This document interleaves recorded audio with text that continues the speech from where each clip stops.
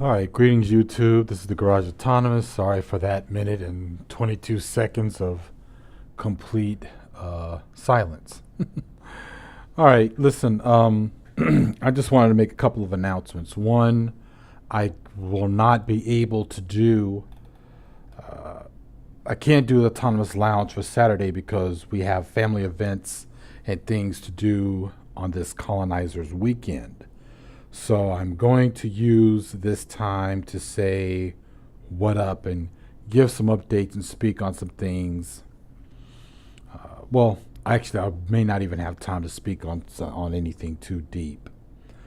But anyway, the Who Are the Pro Blacks video, their Malcolm and ours, is almost done. I decided to hold out earlier and wait until I bought a new microphone because half of it was recorded using my old mic, and I have not purchased its replacement, as you have all probably noticed since the past 10 videos. I've been using the same headset both for recording and as well as live feeds and stuff. And sometimes it sounds good and sometimes it sounds like complete shit.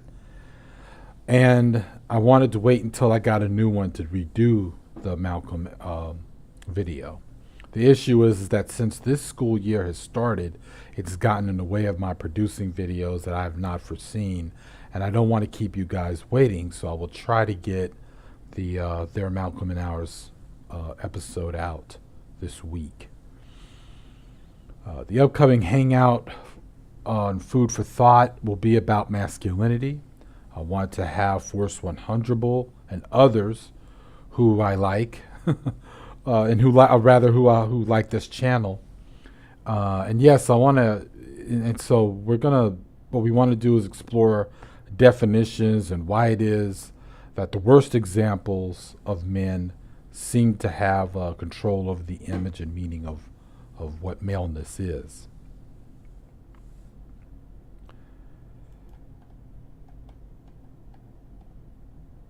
And I'm thinking about doing a hangout, which I haven't done on this channel in a while, probably on the week after that, where again I want to invite Force 100, but this time I would like to extend the invitation out to Foxy Jezebel or Natalie Alford or in Curious, where we could really talk about what social justice really means from the standpoint of people of color and women of color, and in the face of such a hostile environment that literally believes that social injustice is bad, and it indicates bad things. So I want to talk about that. Have like a panel of such.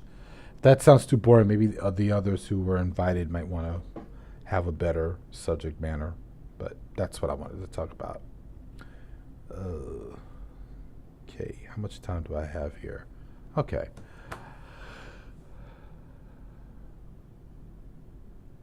So on the main thing that I wanted to talk about, and I guess I could just shorten this and as best I can, because it's something that's been bothering me for almost 20 years now, and then I forgot about it.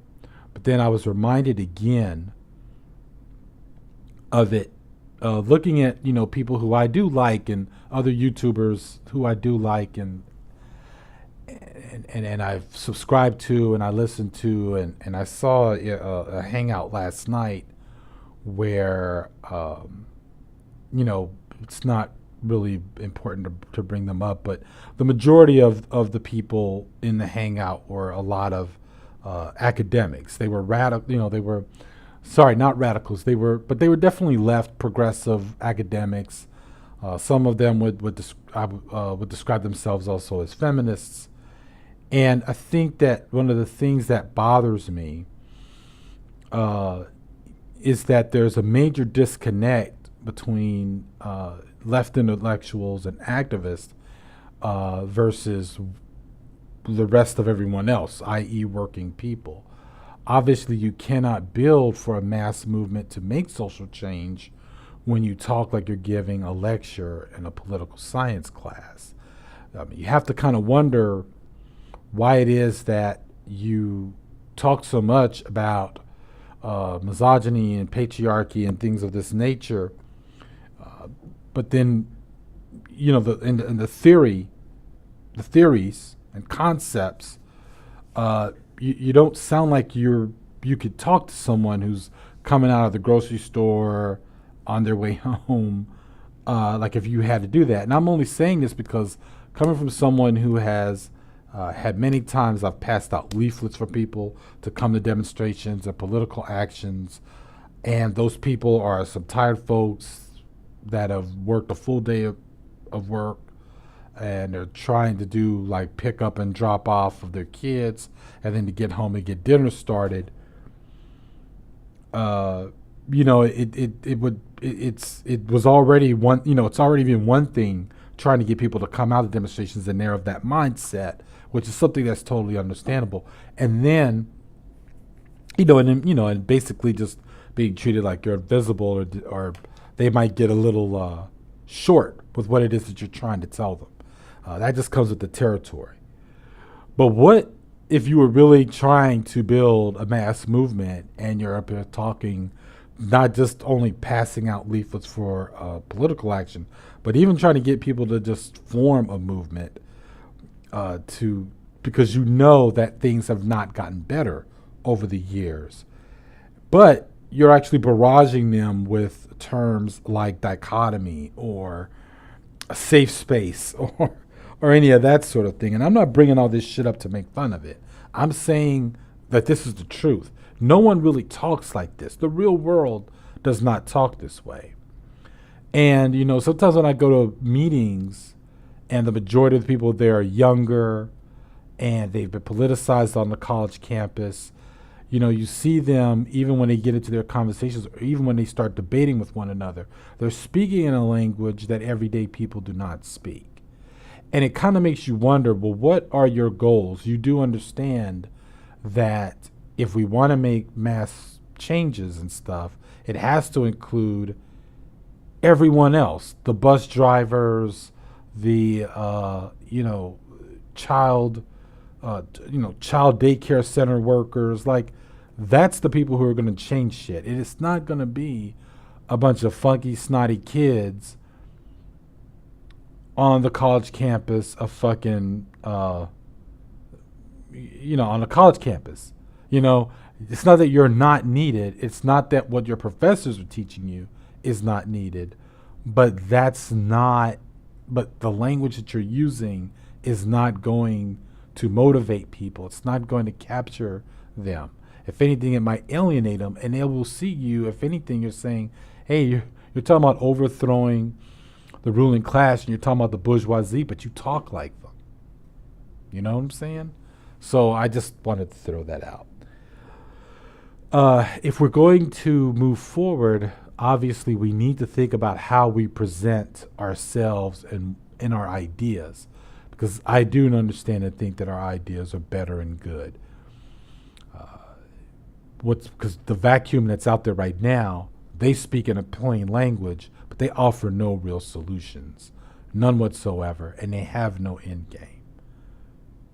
Not one that's going to lead to a massive liberation and overthrow of this system.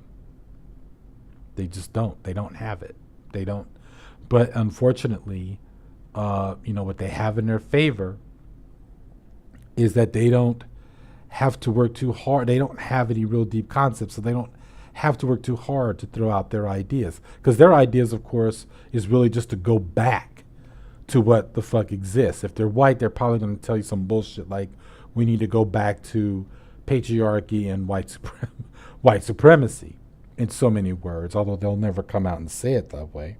But that is it. Their ideas are really just about regression. They're the true regressives, by the way. So if you ever hear that term where they're calling people like us, left anarchists, and socialists and Marxists and every other thing, they're calling us the regressives. No, that's not the case.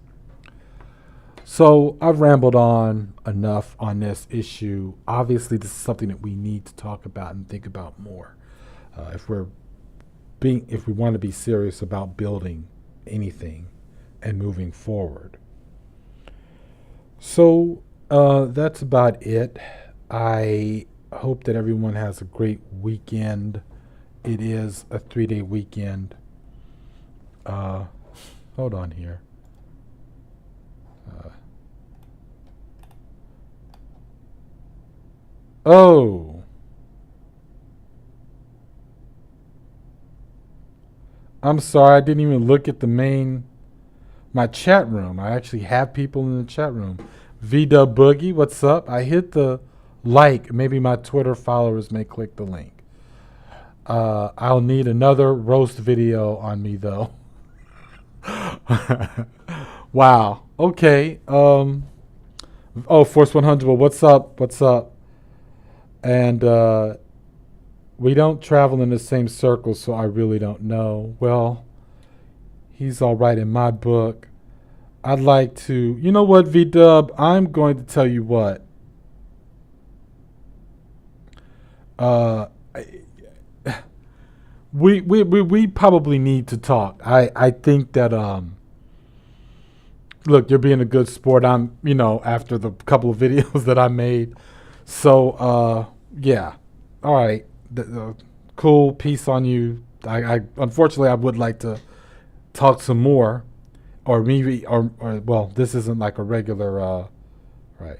This isn't like a regular hangout. So I probably would have just given you the link in any other time, but I gotta actually do child pickup in the next 10 minutes, so I'm gonna have to shut this broadcast down. All right, cool, good. I got your email. I'm gonna copy it and paste it and put it in my contacts now. And when I shut this down, nobody else will see it. Let me see. I've seen about 20 Harlequins in 2 days. Oh, is Comic-Con this week? Yeah, you're right. It sure does. Comic-Con is this week, isn't it? Yeah, I think it is. I haven't gone to one in almost, yeah, I think I went to my first and last one back in 2010. Okay. Force 100, I got my eyes out for some good videos. Cool. Yeah, I am actually V-Dub. I live in, I am in Manhattan. But part of it is money. I can't really afford, I really can't afford to go to the, to the Comic-Cons that much. The last time that I went, the one and only time I went, is because I've got two friends who are in the press and they got me in for free, and that was on a weekend where my kids weren't in town. So, I know some people can afford to do that shit, but it's not, I can't do that. And plus, when we go in there, my kids is going to want to buy everything they see, right? All right, y'all. So I'm glad you all came in to listen and that little bit of what I had to say. Definitely, I've got the. Yeah, I'm rich. Okay. I've got the, like I said before, I've got the Who Are the Pro Blacks Part 2. Their Malcolm and Ours coming out. And then next week on Food for Thought, we'll be talking about reimagining masculinity. Okay, y'all, thanks. Peace. This is the Garage Autonomist.